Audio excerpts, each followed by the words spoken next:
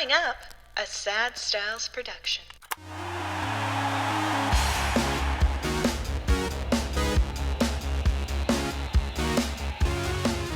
Hello and welcome. My name is Mikey Aaronworth, signing on to the Sign Off, a Frameworth podcast for yet another week, and I am joined in studio for, a third or fourth week in a row by my favorite co-host, Brian Aaronworth, president of Frameworth Sports Marketing. Hopefully not just my favorite co-host, but the favorite co-host of the listeners as well. You're kind of turning heads. You're all the buzz in the industry now. Well, I think we need to do some special giveaways to make sure that they keep watching it. That's fair. Hey, why not? Actually, speaking of, we're going to be doing a little bit of a giveaway starting this week, something unique that we haven't really thought of before, but we've seen a lot of very nice and generous reviews come through the iTunes store and the platforms, all of the platforms that do accept reviews. We get to see all of those in one place. A lot of you have said some very nice things about the podcast, about my co-host as well, Brian Aaronworth. And what we want to do is start recognizing some of those. So we want to start at random, selecting some of these reviews, reading them on air, and choosing one of them. We're going to send out a little prize as a means of thank you to the people who've read the review. Such a little prize. Maybe not a little prize. I mean, if you look at the giveaways that we've done in the past, we've done Sidney Crosby jerseys, we've done Mitch Marner jerseys, we've done the likes. It's run the gamut. Right. We've got a lot of exclusive players. I'm not chintzy when it comes to that stuff. We want to build this podcast so that more and more people listen to it. Yes. We feel very strongly that it's a quality presentation.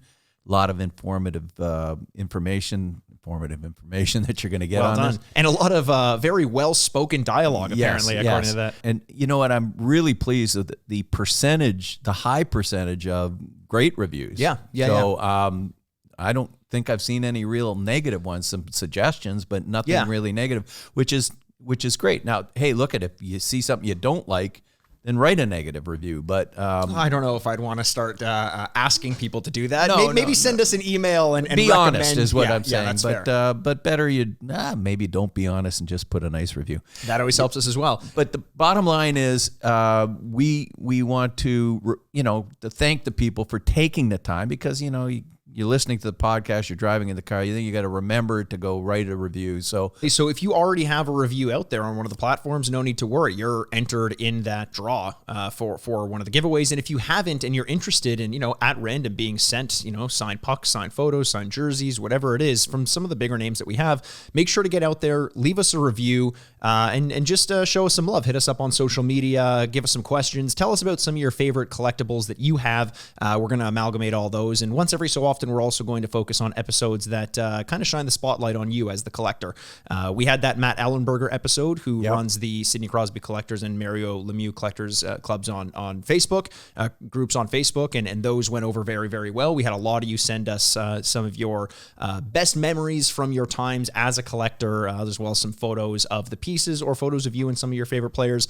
Those are great. We thank you for submitting those, and we will be mentioning those on future episodes as well. Yeah, future shows, we want to start talking a little bit more about specific memorabilia, yours, ours, values, some things like that. So, one of the upcoming episodes, we're in touch with Sean Chalk, who's one of the foremost experts on Wayne Gretzky. Yeah, he has a great Facebook page where he has thousands of followers that share their information about Wayne.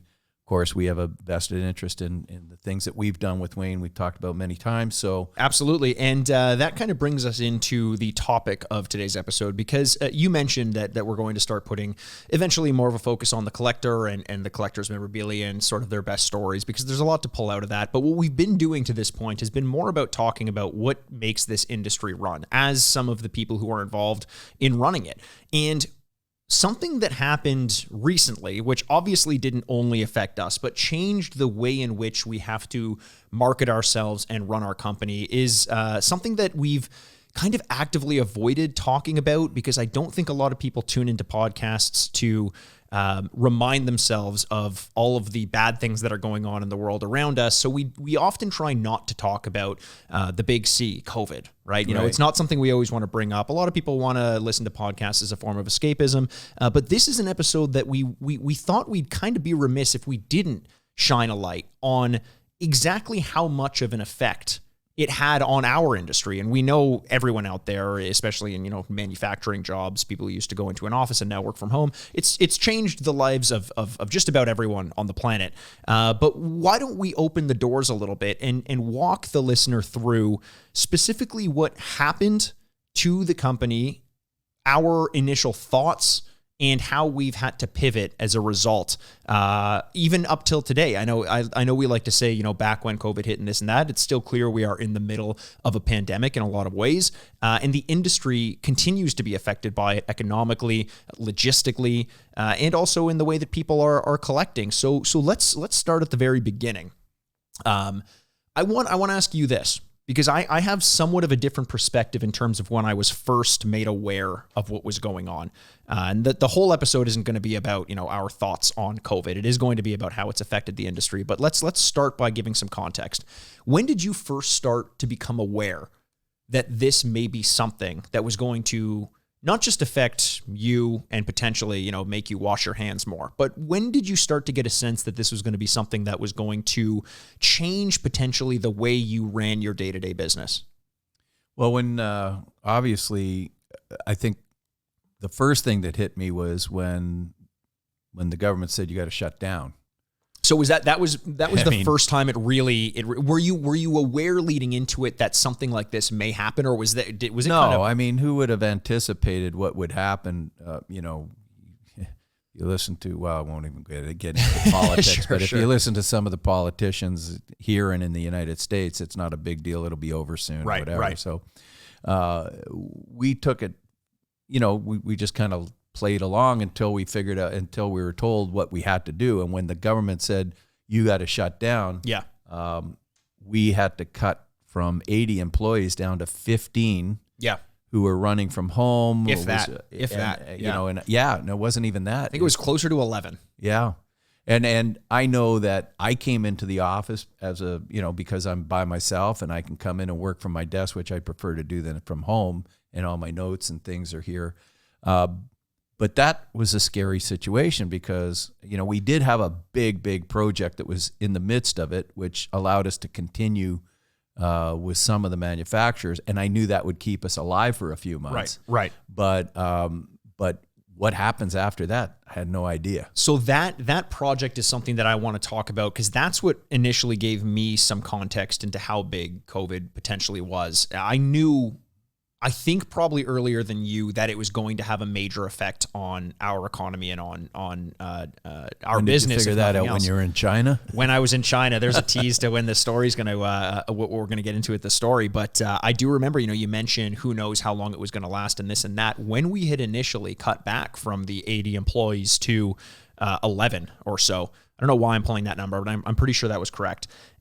When we did that, I remember talking to everyone and mentioning, we're hoping this is only going to be something that lasts a few weeks. We're going to play it week by week.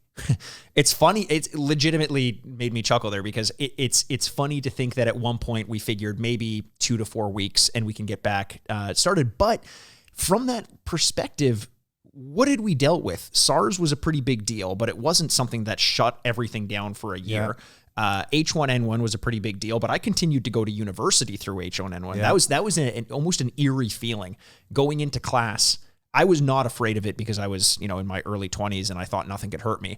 But you'd go into class and one day there would be 25 people. The next day there would be 22. Then there would be 18. And then all of a sudden I'm in a class with 4 other people and you're like, what is going on? But even then it was like, this will blow over. It won't be anything. So it isn't unreasonable for a business or for people to have assumed that a 2-week total shutdown could potentially have been enough to stop this. Well, you know what? Let me just cut in there, because it just hit me when I really first realized it was when I brought the whole staff together, and I remember announcing to them that we were shutting down. I was literally choking up. I was in tears, because I have always felt responsible for 80 people's livelihoods. Yeah, of course. And making sure that they had jobs and benefits and whatever we could offer them. And then to say, we're going from 80 to 11 in one shot. Yeah. And I remember going to my office and kicking over a chair. I was so frustrated. So that that hit hard. Yeah. It's so we talked about that. Obviously, it became apparent week by week that it was not going to be a 2-week thing. But you mentioned the big project that we had, where we had to, we knew we had to be involved. And actually, in case you're listening and you're wondering, how does a sports marketing company stay operational legally in the midst of a lockdown? We do have some operations that classify us as supply chain for essential services. So we were working within our means and reasonably. It was not something we were doing even with 11 people, which was questionable in terms of Sure. Yeah. So this project though that we knew we had to stay operational for. I mean, it's an episode in and of itself. The first time we did, if you're familiar out there with Tim Hortons, they did their miniature sticks, the Superstar sticks. It's been 2 years in a row now, where the first year we had guys like McDavid, Crosby, Marner, Price. The second year Matthews was there. We had Draisaitl, Bergeron, Hellebuck.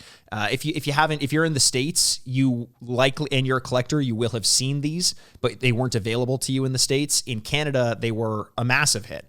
And people in the States were actually reaching out to people in Canada to try to secure them one of each of them. Just little miniature sticks with inside of a miniature locker with some graphics and everything. A massive project, and one which started before anyone knew what COVID was, before it was even called the coronavirus. Right. So we were in the midst of all this, and we knew that we had to stay operational because this was some of it was already on the water. Some of it was coming over. We had to, there was no stopping it. The train had already left the station. Or the boat had already left the dock. The boat had left the dock. That's better. Now, this is why I was a little bit more familiar with what was going on. And I'll get into a lot of detail with this if we ever end up doing an episode on it. And I think there's enough in there to do it. It was one of the most incredible experiences, for better or worse, in my life. Most of the gray hairs I have on my head as a result of that. Now, I went to China December 18th, I believe, of 2019 and brought back for 3 days. Who knows? Could have been me. But I remember being there. And as soon as I got back on the 21st or so, and you heard that right, 18th to the 21st, it was a whirlwind trip. Had to meet with the factories. As soon as I got back, I heard rumblings of this new virus. And people, if you remember, there's a show on Netflix called Explained. And one of the episodes of Explained is just 15-minute episodes that focus really in depth on one thing, whether it's animal intelligence, relationships with dogs or something like that, or the sugar industry or the diamond, just something very specific. And one of the episodes was on pandemics and the inevitability of a pandemic coming. And I saw that episode and it scared the shit out of me. So as soon as I heard about this new virus, I'm thinking two things. One, that episode is coming true. Two, what is going to happen with this job that we have with Tim Hortons? Is it going to come to fruition? So I was following it very closely.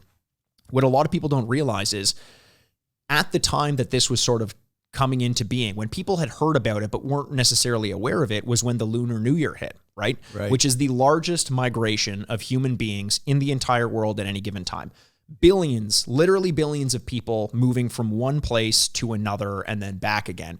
And over this time in China, in the factories closed during this time. It's a national holiday. And I remember when it came time to reopen, which we were banking on because we still had production to do on the Tim Hortons job, families weren't allowed back to their factories. They had to stay home, which, if you know anything about the economy in China and how much of it runs off of manufacturing and export, that's a big clue. And then once people were allowed to move again, the government had shut down power to some city blocks where there were manufacturing plants because they still didn't want people under the table going in and working. Right. And I'm paying attention to all this. Meanwhile, the news is saying like, it's a big deal. But locally in North America, to them, it was still other. Yeah. This was somewhere not, else. It was somewhere else. We understood and we sympathized, but we could not imagine what was actually going on there. And I remember working with some of our clients who were engaged in us when we had product coming over and trying to explain to them, I know you've heard about this thing, but you don't realize how bad it actually is. We should talk about contingency right now. And the answer across the board with all of our customers was, we'll cross that bridge when we get there. It's not going to be that big of a deal. And then it hit. and it was an enormous deal. So that was a long-winded way of providing some context and saying that this whole virus and its potential effect on our industry, I was worried about late December. Whereas I think, like you said, most people started to really pay attention to it like March when it was finally practically affecting us. Now so that's kind of the initial outset of what effect it had on our company immediately. But what was your thought? You know, we're coming in with 11 people. It's starting to dawn on you that this is not going away anytime soon. And you still have a company to run. We still have to pay rent. The government subsidies in that regard hadn't come through yet. Yeah. We still had to pay the salaries of the 11 people. Was anyone going to be interested in sports memorabilia at a time like this? What's going through your head once you start to realize that this is not going away? Well, the first thing was I knew we had the Tim Hortons job, and I had complete faith in you, and you were trying not to worry me. But if I knew what you knew, I probably would have had a worse time of it. I just figured that Tim Hortons job would sustain us and pay some bills throughout the worst case scenario. Presuming it went through properly, right, which was a big if. But I didn't know that. Yeah. So now we had reassurances from Tim's that they're going to go ahead with the thing. We just had to get them the product, and I didn't know how tricky that might have been. Right. But moving forward, now I got to figure out what we're going to do. Like, how is this going to affect us? And I have to say that in our industry, I hate to say it this way, but COVID almost was good for business as opposed to bad for business. In this sense? In a sense that it opened our eyes to our customer bases. Right. Everybody is working from home. The puzzle business, jigsaw puzzles went through the roof. Anything that you could do at home to keep your sanity, right, was including decorating your home office, which a lot of people had and likely never had to use until then. So a lot of people started going online that weren't online before, right, including myself, because I had the time now. So I started exploring Facebook groups and different things that were going on, like Matt Ellenberger's group, like Sean Chalk's group with Gretzky, a number of those things. So now I start to realize that there's this whole massive opportunity online that we have an e-com team, et cetera, but we weren't even scratching the surface of that. Right. Okay. So now we start to think, well, how do we tap into that? And I'll be very honest, back in the day, when the internet started to kind of really gel. 2015? Yeah. No, but I mean, we'd get called, like we have very big clients. Yeah. Canadian Tire, Pro Hockey Life, right, all these companies that would be buying from us and telling us that we cannot compete online with them. Right. Or undercut their prices or put a sale on stuff because it would hurt their business. Right. And because they were such big clients, we didn't want to, offend them and lose their business. We figured it was safer to stick with the companies we've worked with and not try to go out on our own. And very conservative route. We have X amount of business in these big clients, and we just didn't want to take the gamble that we would lose them. Right. But what happened with COVID was they end up shutting their stores. We had no choice. We started selling direct to the end user online, building up our e-com platforms, deal of the day, special deals where we could sell at retail less a discount and still be way ahead of selling the stores. So in effect, when we sell the stores, we have to give them a fairly big discount so they can mark it up and sell it at our suggested retail. Sure. In this case, we have suggested retail. We can take a little discount. We're still doing better than selling the stores. But we would never take that gamble before. Now we had no alternative. We had to. We say, well, if you guys, you're not ordering from us, even MLSE shut down, right? And they're a huge client of ours. Right. So what do? We got to sell the product directly. And they didn't argue with us. And that's when we realized just how big that marketplace could be and that it would fill any void that we had from selling those big stores. Now, I want to talk eventually about operationally what that does to a company.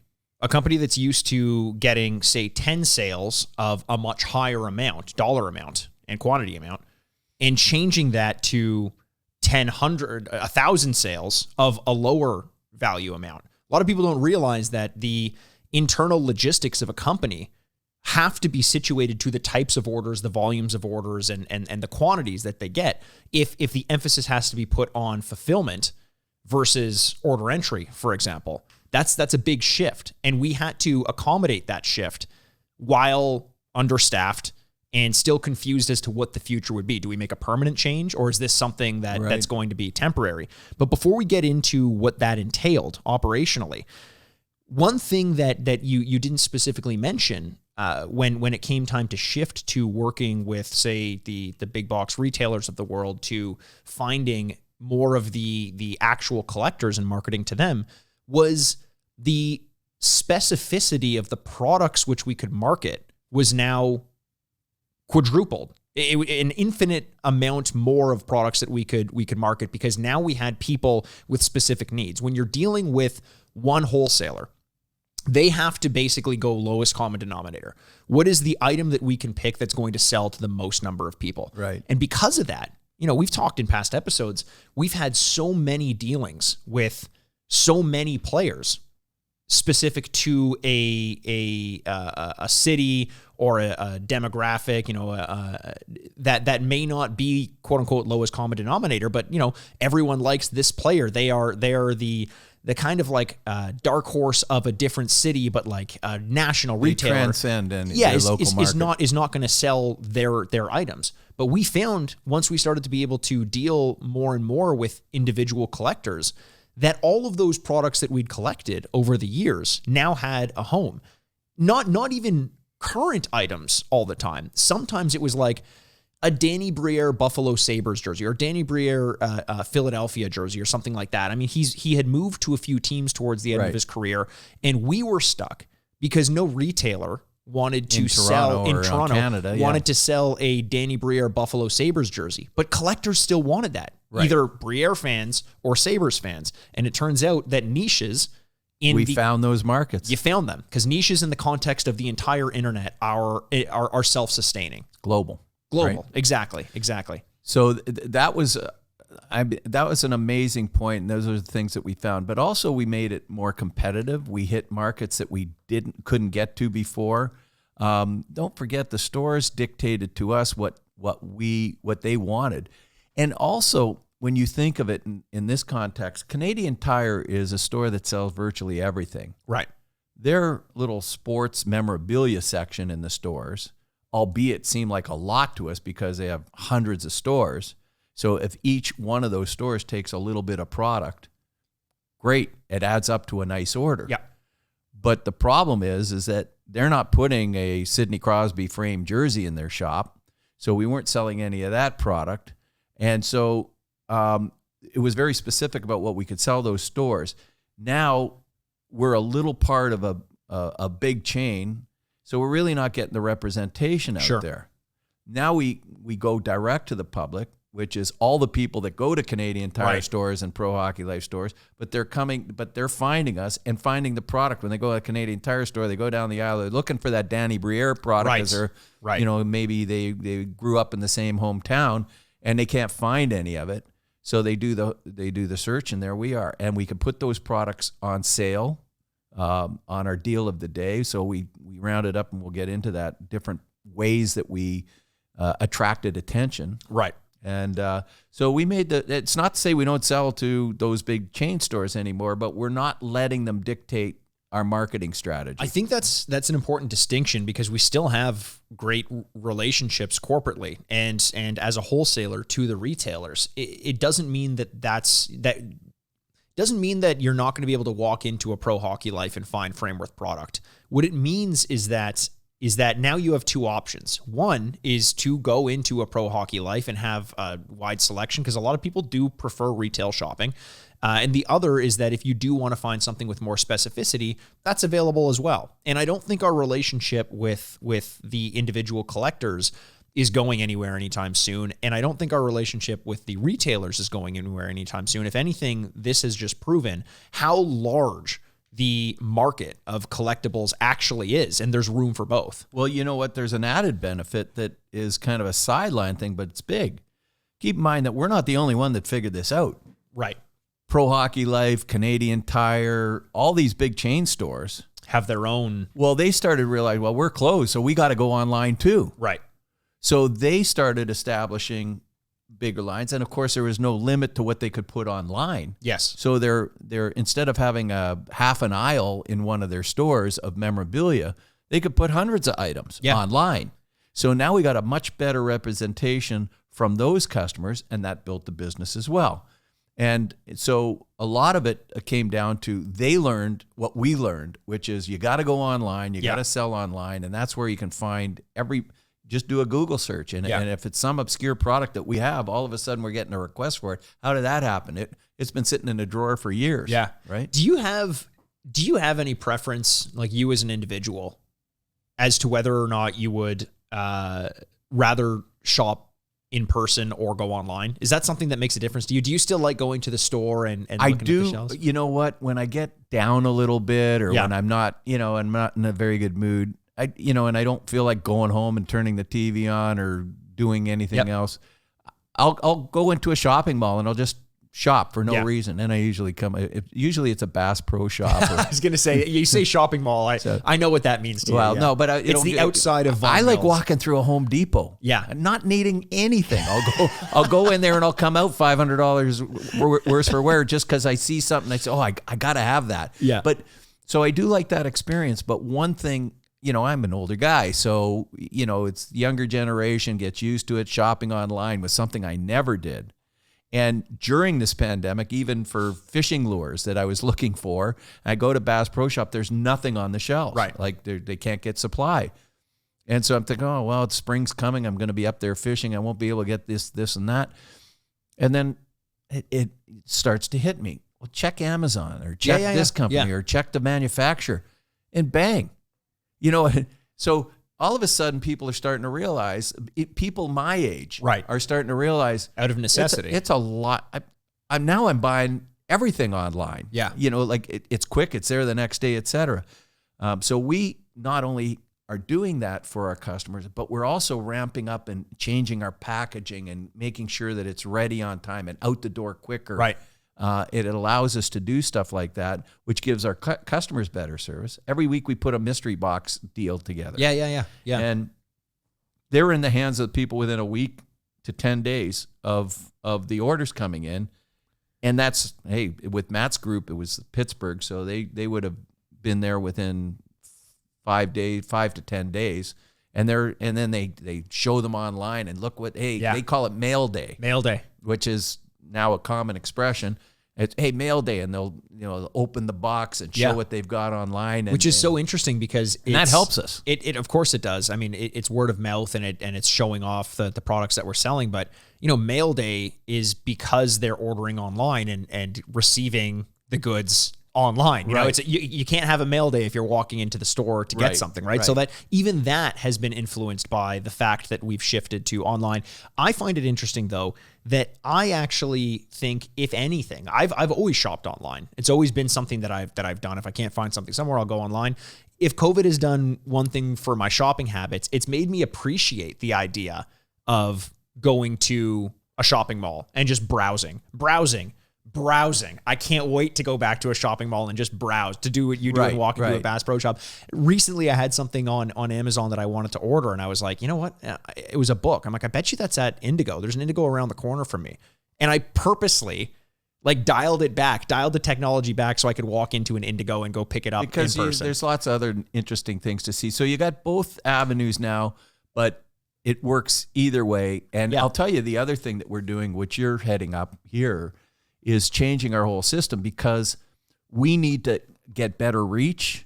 We need to have better platforms to increase our service, because business has gone significantly higher, even through COVID. And we want to be more efficient. We want to have better customer service, we have better response times, better delivery service. So we're changing our whole platform, which should happen around January 1st, is what you told us at our meeting this morning. And those are things that are pretty exciting for us, and will make things better for the consumer as well. That's definitely the goal. I mean, I don't think Frameworth pre-COVID, I mean, we were getting better. We were absolutely getting better, but we were not known as the most effective customer-facing company in terms of the individual collectors. No, we weren't geared for that. Right. As we just mentioned, we're more sell to the retail store. We knew how to work all those EDI things. Yep. And so let's get into that then. I wanted to get into some of the deals and marketing ideas that you had as a result of recognizing the reach that we had on our website. We'll get to that after. Let's start now by talking about operationally what it meant for a company who's used to dealing with those lower volume of higher value orders and shifting essentially overnight to a higher volume of lower value orders. What were some of the challenges you faced in that, apart from the fact that we only had 11 employees to do it? Well, it's not even apart from the fact we only had 11 employees. Yeah.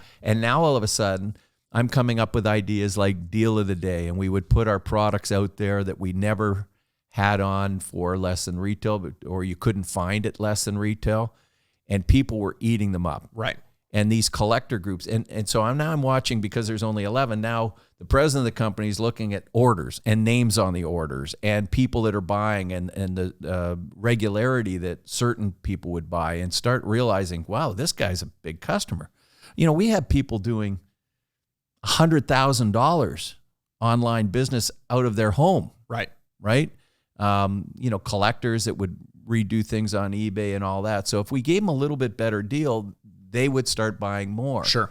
So deal of the day and those type of things that started to just blow up for us, which meant that we had to, you know, we weren't geared for that.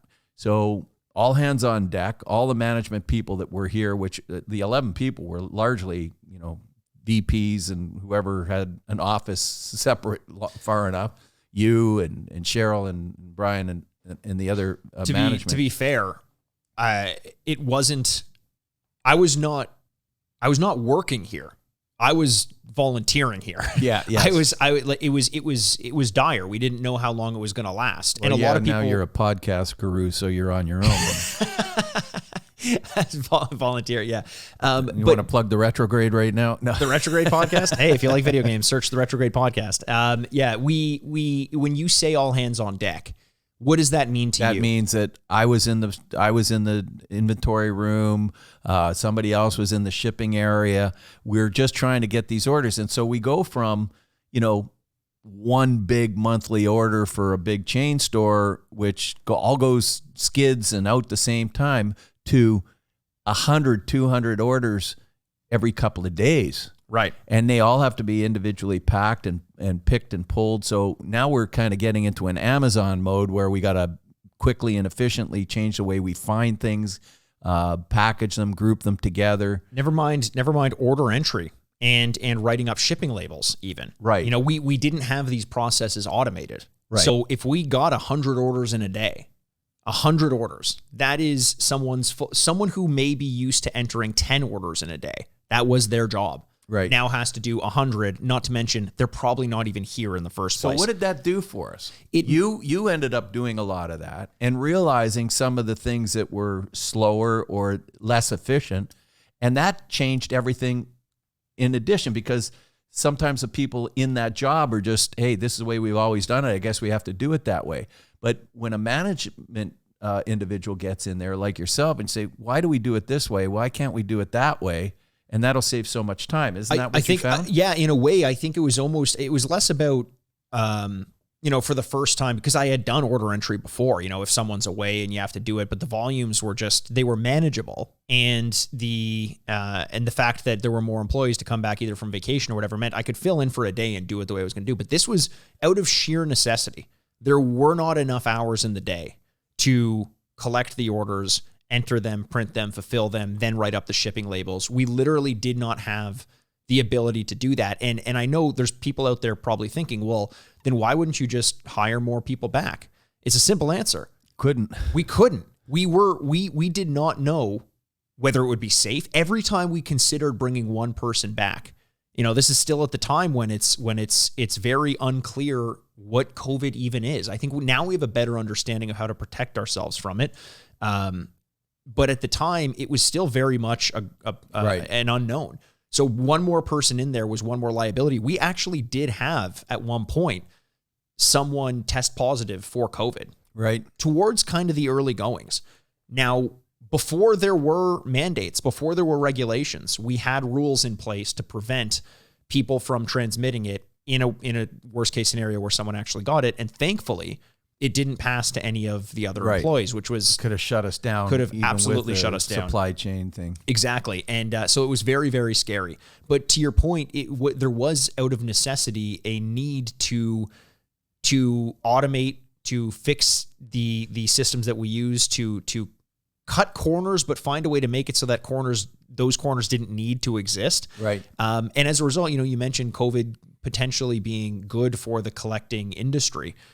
In some sense, it was good in terms of our efficiencies because we had no option but to find a way to get better at this stuff. Well, it opened our eyes to things that we had just taken for granted all through the years. Right. We've done it this way. That's the way we do it. Well, now we change. Now, you mentioned as well, having the ability to think about things like the deals of the day and the mystery boxes and putting marketing ideas together because we had to... this isn't fishing without bait. You need to put the bait out there. You need something that's going to get people to react, to buy. And you took it upon yourself in a large, especially in the early goings, to determine what those items were going to be. Every day we'd have different sales and things like that.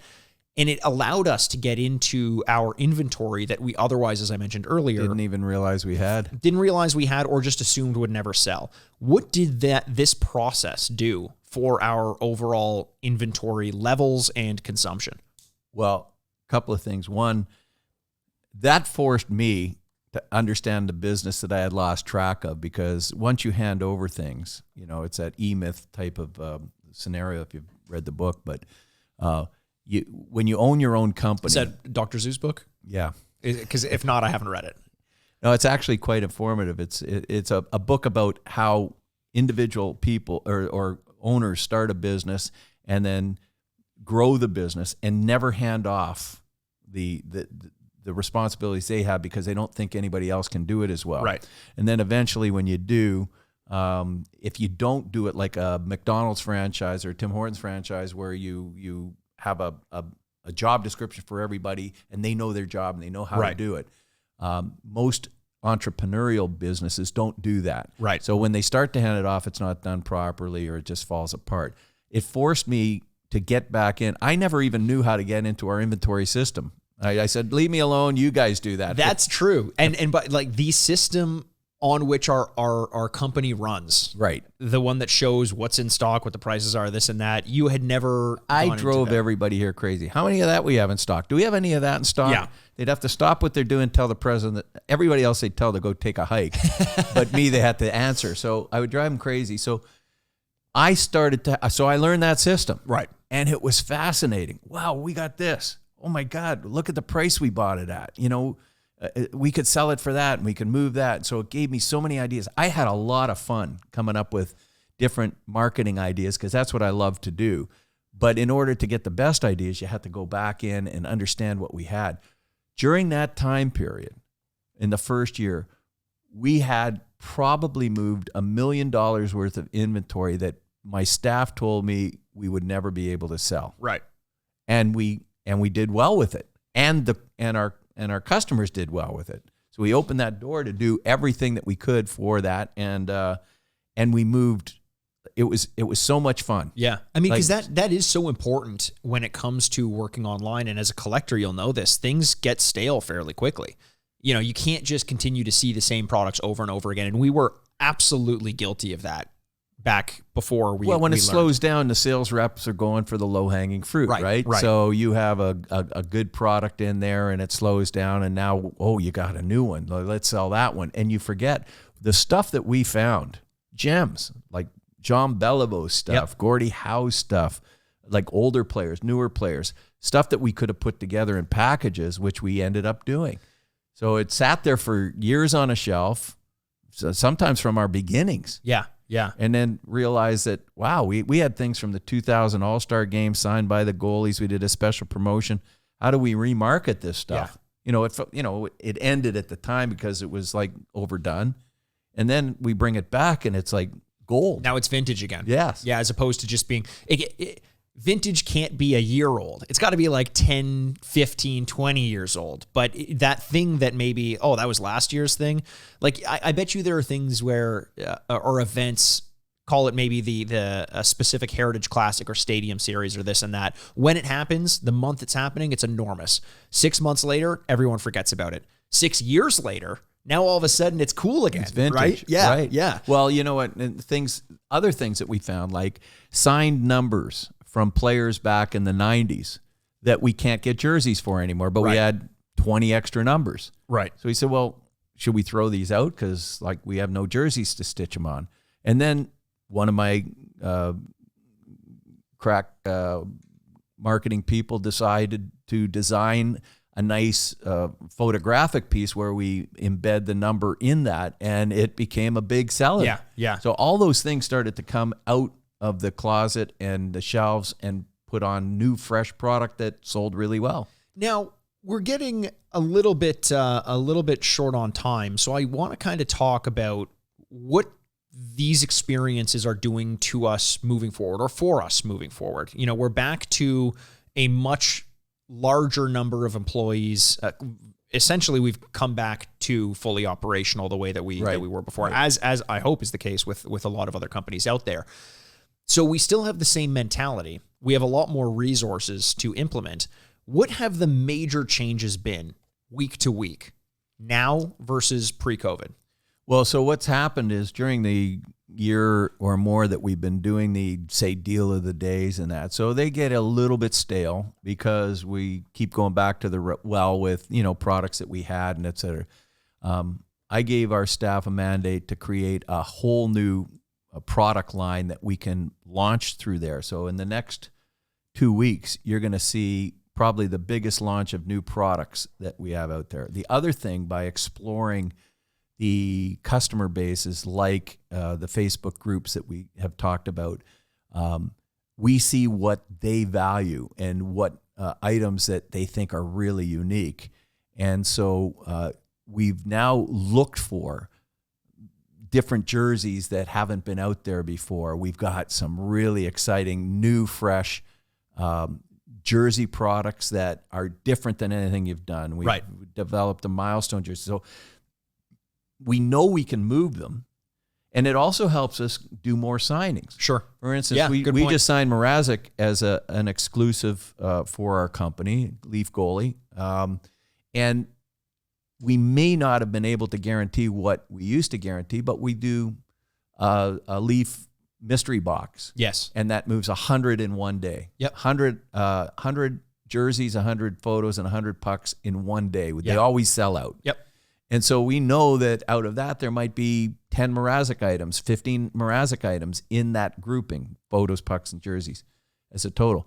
So we know that there's a standard way of doing it because we have a history now of what's successful online. If we took on Mrazek and then the stores decided not to buy them, yes, we'd be stuck with them. And so now we can control our own destiny, which is great. So with that in mind, it allows us to get more players on board, more variety, and all that. Now it's interesting. You mentioned that the product line started to get a little bit stale as we kind of went through what we had in the past, and it's funny because we kind of backed into having the variety that we had in order to reach these markets and continually update and refresh the product line.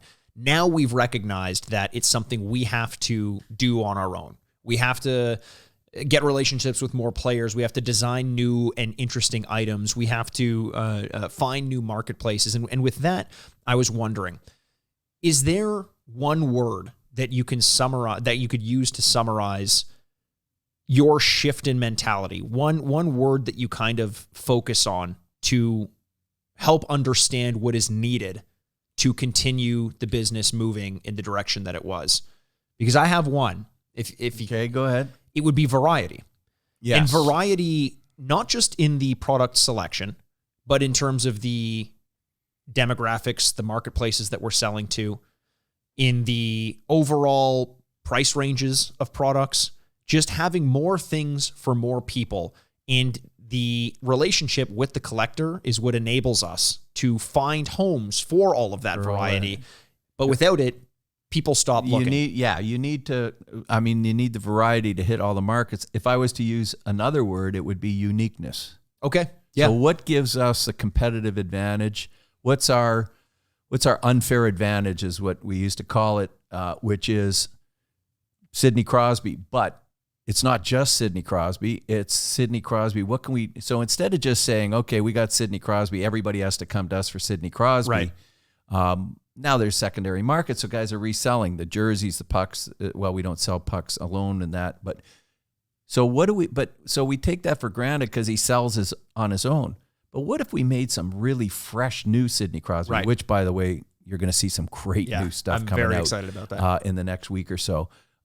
What if we had something really unique? So instead of just sitting on the fact that he's the best hockey player in the world, people might argue with me, but that's my belief. So instead of just relying on that fact and everybody has to come to us for the product, let's not just sit on that. Let's give them something really cool, really different and new. And that applies to all of our players because we've heard from our groups online. The stores aren't giving us that. Yes. Because if you go into a store and the clerk at the store gets asked about, hey, can you make this kind of product? We're not hearing that from that guy walking aisle 9. No, of course. So, but we are hearing it from the collector. Why don't you do this? Or this would be a cool idea. So moving online, thanks to COVID, unfortunately, or fortunately for us, is giving us a lot better feedback and initiative to build and change the way we do it and pivot. I love it. I think that's it's a great point, and I think it does benefit the consumer as well. We mentioned it's a weird thing to say, fortunately for COVID, and obviously that comes with every caveat you can imagine. Right. But it did, if nothing else, establish that relationship between us and the collector, and I think that is beneficial both ways. Are there any issues that COVID continued to bring up that maybe weren't there before but are now here? Is there anything you worry about that is heretofore unforeseen? Well, one, protecting my staff and making sure that they stay safe so that we don't go backwards. Of course. And we have some other issues that we have too, which is things that we purchase overseas that are now a lot more expensive, that are changing our price point. So those are things of concern. But for the most part, we're on a good path right now, and we've got a lot of exciting things coming, and we're able to do more signings and get fresher products. And with all our NHL licensing, we're getting very creative with some of the things we're doing. So I think we're in pretty good shape moving forward. That's a good point. You mentioned that. We've had some questions as to why prices have increased, for example. And I think a lot of people are quick to assume that it's because the cost of the autograph has gone up. But here's a peek behind the curtain that you may not be aware of. It is that as material costs go up, you mentioned sourcing from overseas. COVID has done something to freight where a container that used to cost us X amount to bring over from, say, China for some materials that we have, whether it's some of the molding or plexiglass, things like that, the cost to ship it is literally 5 or 6 times as expensive as it was before. Right. Now, there's an element of that which benefits the local economy because you have to go local when freight costs are that high. The other side of it, though, is that there's no way around it. The consumer's going to pay more. The consumer's going to pay more because we pay more. Now, we've done as much as we can to accommodate some of those costs on our website. For example, we do free shipping across the board. So we can't give away the farm. But if you notice the prices are going up, this is not just a Frameworth issue. This is an industry issue. It's not always due to the players asking for more or an artificial inflation of the player's signature. There are so many factors at play that you may not realize, but if you did peel back the layers a little bit, you'd see how much actually goes into that. And I mean, that itself is a fascinating enough topic of a podcast. But anything else you want to say out there too? Yeah, I just want to give a few teasers. So now that I'm back from my summer sabbatical, I'm going to spend a lot more time kind of planning for this. So far, upcoming guests. Okay. We've got Sean Chalk, who runs that Wayne Gretzky Collector site, which is 5,000-6,000 members, which is amazing. Glenn Gretzky, Wayne's brother, and Lori Holomis. I talked to Glenn yesterday, and they're going to come on to talk about the new book that they've just, a children's book that they've just done the second one of, and talk about Wayne Gretzky Winery, which is in the business behind that and how that works, and a little bit about Glenn's growing up. That's the kind of topic that fascinates me. The business of sports around sports, like a winery that runs off of someone's. You would assume just someone's name, but the amount of work that goes into maintaining it is outrageous. Well, you got to build the right, make the right product, and do all that stuff. So the business. Thankfully, testing that product is a joy in and of itself. We like to go down to that winery. Yeah, it's a if you haven't been to Wayne Gretzky Winery down in Niagara, it's an amazing place, and jam packed all the time. They got a skating rink in the winter. They got ponds. It's a great place to go, and wine tasting, of course. I'm trying to get who else do we have? I've got Jerry D. Jerry D's a friend of mine. You see him on Family Feud. He was the sports reporter for Mr. D. Mr. D. How about and that? And Mr. D show. Yeah. So hilarious guy, really funny guy. I've known him for many years from back when he was working at our golf shop, and he's a great golfer as well. So we've got those guys. We've got all sorts of different. I've had talks with Craig Campbell over at the Hockey Hall of Fame. He's willing to come on, and some player agents. Darren Ferris said he'd come on. Then we're also going to do a series on parents of that's superstars as well. So we've got commitments from Troy and Trina Crosby to come and talk about what it was like to be a parent. Brian and Andre Taves. Paul and Bonnie, we're still trying to convince Marner to come on, and Vince and Chris Duchesne, all parents of superstar kids, that will talk about what it was like sleeping in cars, going on tournaments, following their kids' career, waking up at 5 a.m. That'll be a whole great series coming up. So we're really excited about where we're going, and stay tuned to some great promotions that we're going to have too. Absolutely. Yeah. Remember, get out there, let your voice be heard on iTunes or any of the podcast platforms that allow for reviews. That's where we're going to be compiling all of them and choosing at random people to send the jerseys to. Now, keep in mind, there's ratings and there are reviews. If you give a 5-star rating, preferably, that always helps us out if you wanted to do that. It doesn't always give your username. The way to ensure that you're seen is to give a rating of a star rating, as well as to write a review. That's how we can see who you are, and that's how we can add you to the draw to be included to potentially receive. I said little products, but obviously not so little. If you're listening to this, you're getting a little inside information, because somewhere down the line we're going to go back and look at the people that have done this retroactively, and then just randomly send out some nice pieces of memorabilia to those people as a thank you. So those people that have already written reviews are already included. You're already entered. And they don't even know. Absolutely. But if you're listening to this and you write a review, and I don't know how many there are, maybe 50. Oh, there's a lot more, 100, 200, whatever it is, but all have a lot of nice prizes. So the odds of winning right now are pretty high. Nice gifts. So absolutely, count on it. Thanks again. I hope you enjoyed this discussion. Obviously, starting on a bit of a somber note, no one wants to pick that scab and go back to what it was like at the beginning of COVID. But hopefully, this gives a little bit of insight into what not just a collecting company or a sports memorabilia company, but any small business was faced with something along these lines. And if you weren't involved in that, maybe this sort of sheds a little bit of light on what that was about at this crazy time in all of our lives that continues to this day. So thank you so much once again, Brian Aaronworth, president of Frameworth Sports Marketing.